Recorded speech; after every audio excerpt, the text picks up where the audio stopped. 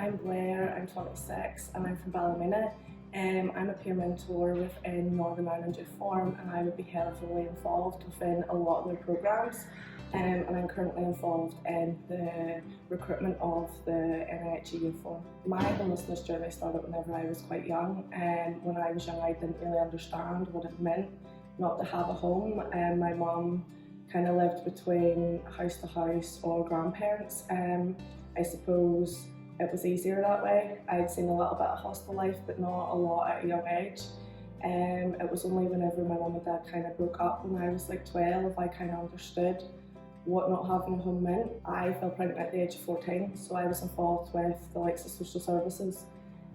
Life became a wee bit rough from the age of 16, which meant I had to go into my own hostel accommodation, and they moved me from foster care to B&B to Women's Aid, all within the space of a year. And I was in a hostel for 2 years. My child was living with her dad, so life was rocky for me, like it was really tough.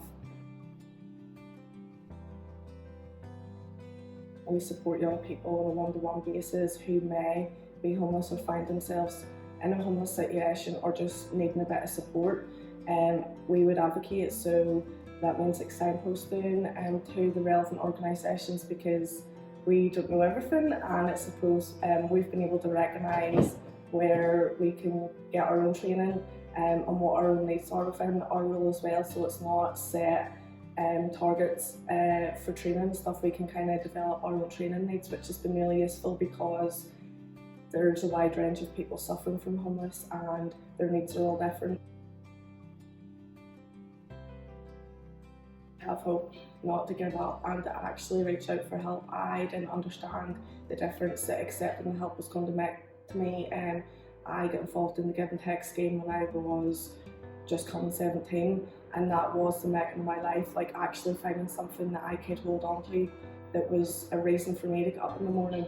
Some things will actually get better and there is light at the end of the tunnel.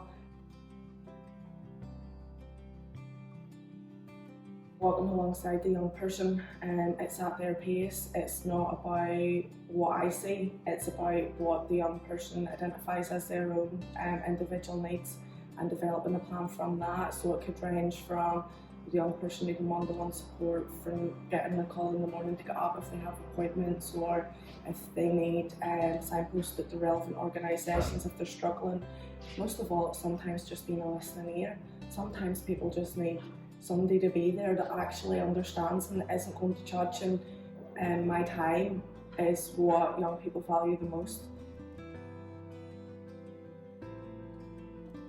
I've been very lucky enough through my peer mentoring role to do the housing advisory training. It's a level 3 through housing rights. I do it every Monday and it's ongoing at the minute, and it's absolutely amazing.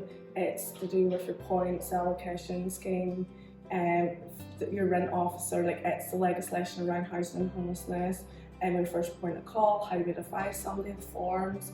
It's like it's everything kind of crammed into one. I can actually now explain things and break down barriers for young people when they are presenting as homeless, and kind of explain that process a wee bit better, because what we find when we are supporting young people one-to-one is that they're maybe not getting the information across. It's not being explained what information is needed.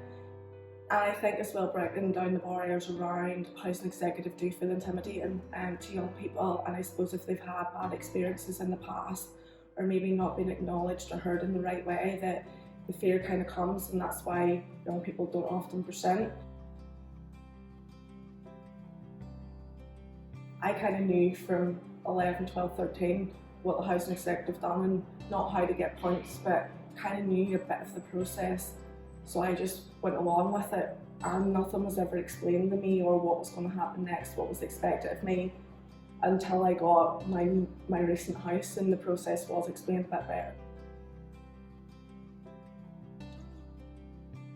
I suffered with mental health, and I didn't have an awful lot of support. I was on my own and expected to make adult decisions at a very young age. And I didn't know where I was going in life. I didn't know where I wanted to live. I didn't know my areas of choice. I didn't know about hostels and what was expected of me to get into hostel. And service charges and living with other people and people with complex needs and people with addictions and what that actually looked like, and I suppose the risks that it presented to me as a child. I had to grow up very quickly, let's just say.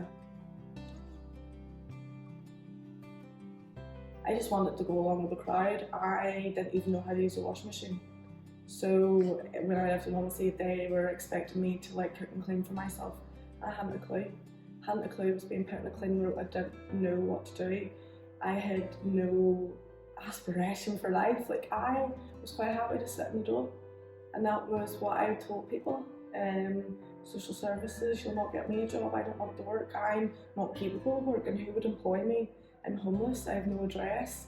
I was a young mum, which had no support attached to it either, and that's a whole different level of being homeless as well, because you're not entitled to anything if you don't have the benefits of your child.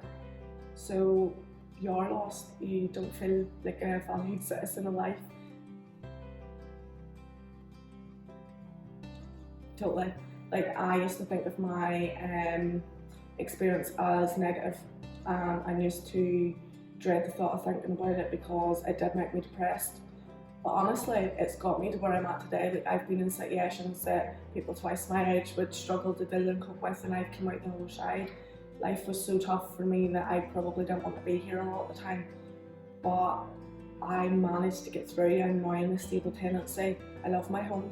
I'm in a really good job. And most importantly, I'm in a good place myself.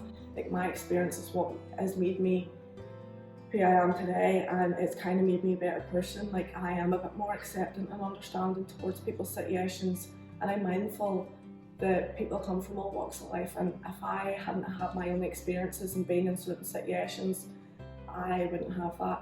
I maybe wouldn't have the empathy towards people that I do, and I don't like to stop if I can't get people the help that they need in that day, or offer the support that they need that day, or there isn't the services available. Like, I'll not stop, because I know what it's like when somebody stopped for me and didn't maybe go that extra mile, and it does make a difference. So I'm thankful for my experience now.